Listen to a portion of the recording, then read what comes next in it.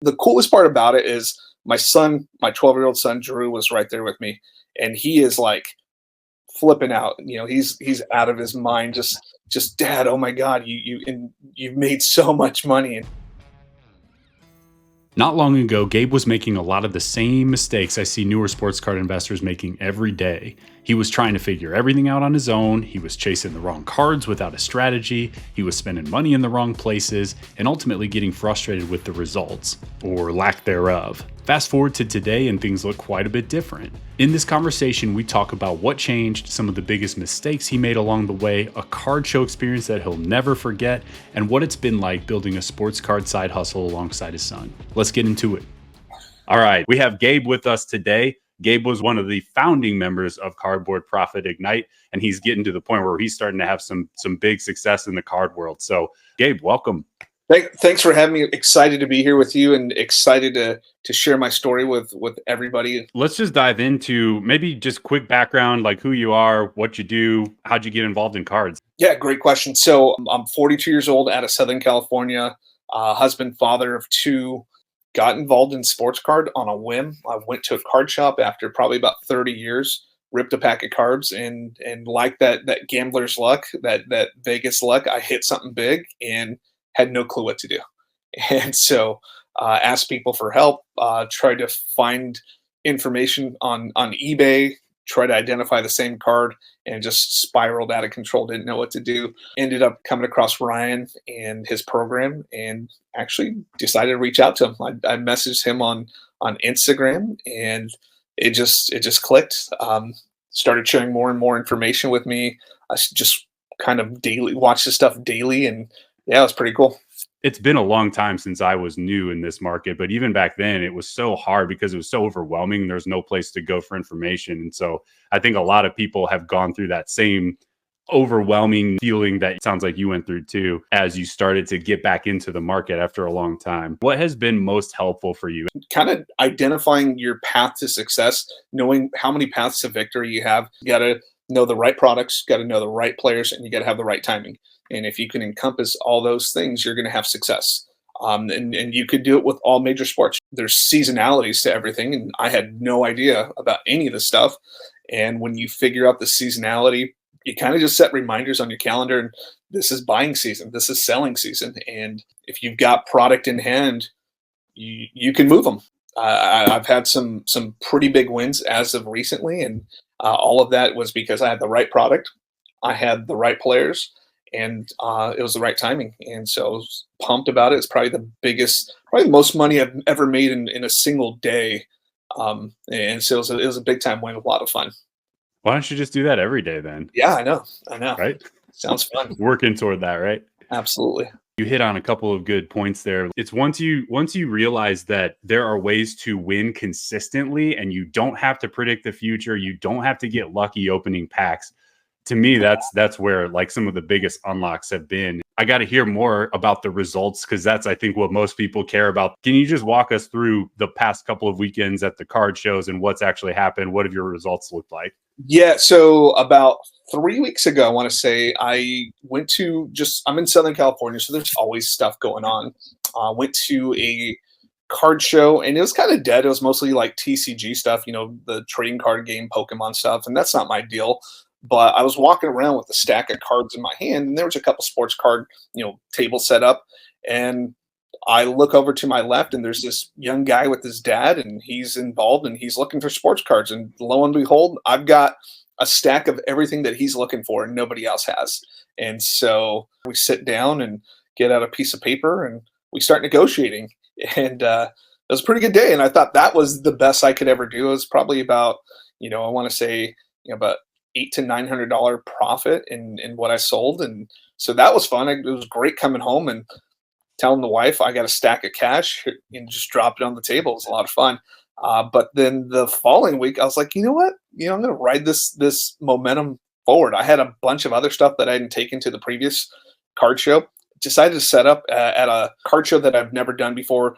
Normally for me, I would go, there's a local one that maybe 25, 30 minutes away, and I'd set up there, and you see all the same faces. And, I thought, maybe I'll go somewhere else and see some different faces and maybe have some luck. And man, before I even had my whole display case out, there was a giant, I like to call them whales, but they came up to my table, and before I was even set up, they looked at everything and they said like, "Okay, we'll take it all." And I didn't know what to do. And yeah, I think I dreamed of that moment plenty of times before, and I had no idea what to do.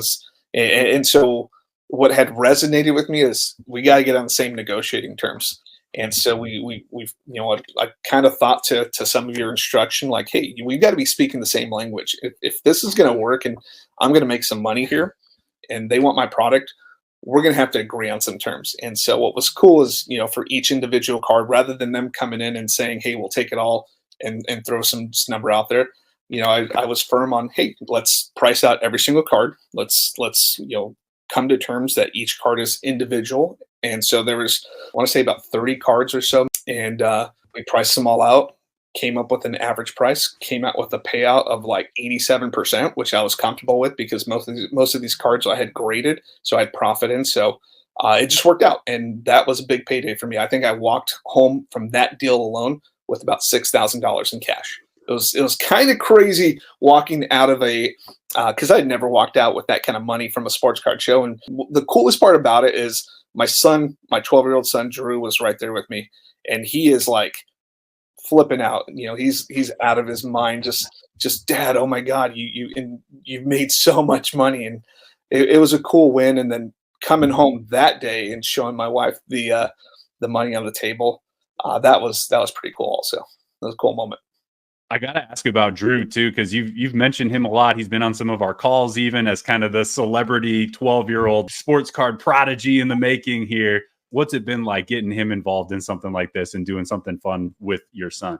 Yeah, it's been amazing. I think that's probably the best part. The money's cool, but the lessons that he's learning, it's almost like learning how to run his own business at 12 years old. And the kid's profited plenty. He's probably since we participated with Cardboard Profits, probably profited about $500, and he's got way more in the tank too. It's coming. The kid's got inventory, and he's just waiting for seasonality to come by, and he's gonna move some of this stuff, and a lot of it's gonna be at a nice profit. And so he's just learning. What I love about him is he's so disciplined within the system. He follows it, and if he can do it, man, it's a good reminder that maybe I should kind of stay on that straight and narrow, not deviate. And I think that's where a lot of us who've kind of been involved in sports cards before will kind of have some tendencies to, I want to speculate on this guy, and all of that's dependent on on-field performance. And this is a system where you don't even have to care about on-field performance. So if you do things the right way over here, you just buy the right players at the right time, sell them at the right time, and you're gonna make money. And I didn't know it was possible. I've been buying more and more of the right players, projecting the seasonality. And I've got a submission. I've got 2 submissions in process right now, and I'm excited to see what the results are from those. So if I'm doing the math right, I heard you say I think 800 or 900 of profit in one of your shows, and I think you had mentioned at one point a little bit less than 3K on the second one. So we're talking 35. 4K Yeah, or so of profit. in that, and yeah. So within those last 2 weeks, I want to say about $3,500 is kind of what I profited from selling everything. And that was a cool feeling. Taking L's for a long time doesn't feel too good, and you question if you're making the right decisions, if you're throwing money down the drain. And I've made some terrible decisions, bought some 3rd-tier prospects, thinking that I've got a new system. If this guy plays here, it's a marketable. If he plays a premier position, if he's in, so I try to reinvent the wheel, and it sucked, and I sucked, and I finally don't feel like I suck. Yeah, sometimes you just got to plug into the right vehicle. You've got potential, you can win, but you just got to get yourself in the right position, learn the right system, the right frameworks, and then the sky's the limit. When you introduced that you were going to do the Cardboard Profit Ignite, it was a no-brainer for me. I was all in because, number one, you had so much value on your Instagram that you were giving away for free. I couldn't believe it.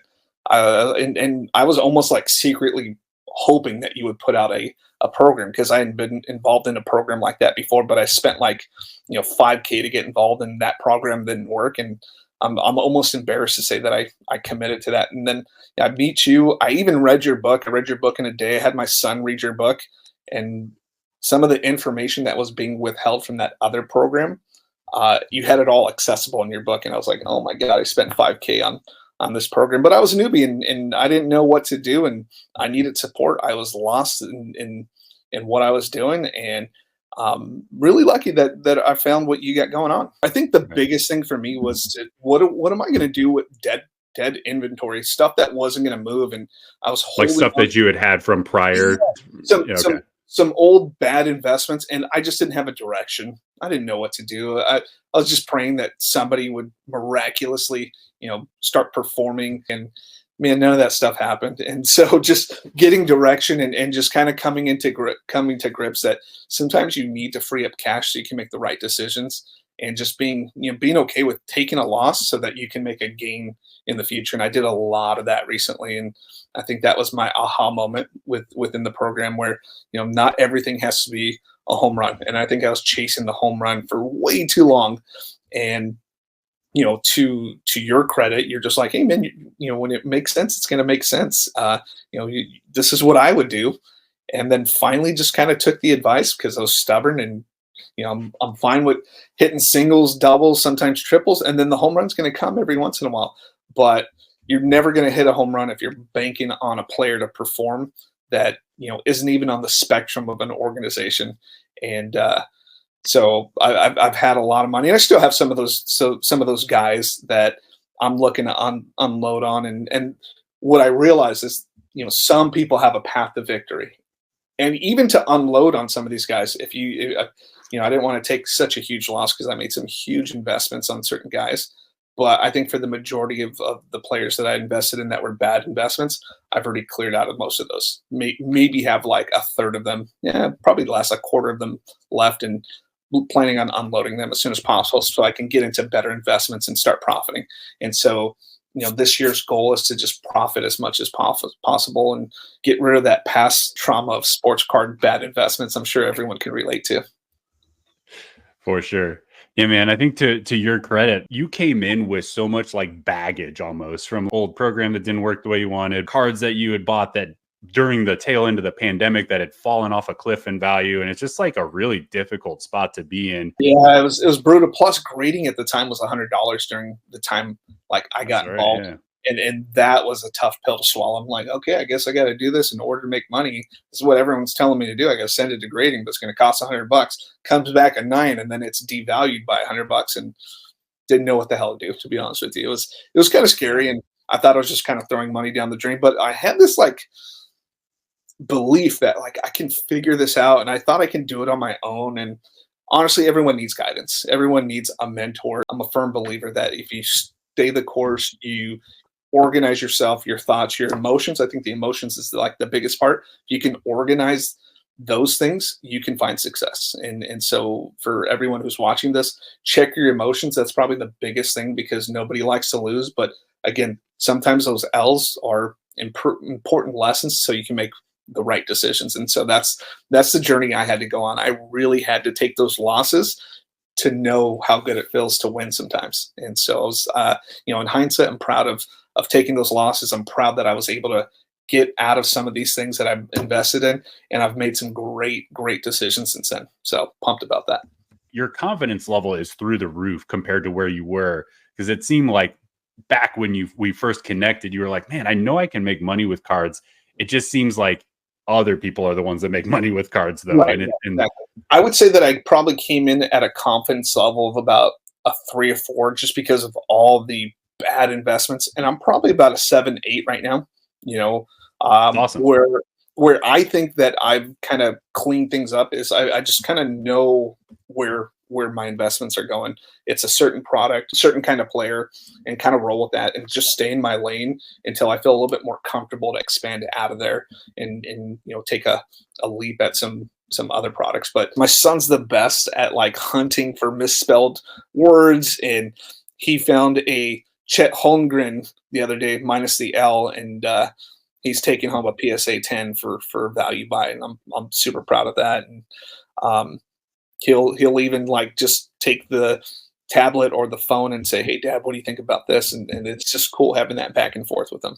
And Good stuff. essentially, he doesn't have a big budget, so he's got to start there. Like, Yeah. and I don't help him at all. Everything he does is on his own. I want him to learn and operate and kind of structure his own business. He does his own accounting, everything, and so he makes his own decisions. He negotiates his own deals, and he uses a lot of the tactics. And he's acquired a money making skill that will help him forever. I would say, last thought is, I've tried to figure it out myself. I've gone down that rabbit hole of let me see what YouTube has to offer. Let me go into Facebook groups and see. And if you ask a dumb question on a Facebook group, you're going to get absolutely slaughtered. And that happened to me. And I was like, this isn't for me. I'm just trying to figure out some stuff. I listed a card, didn't know how to find the value.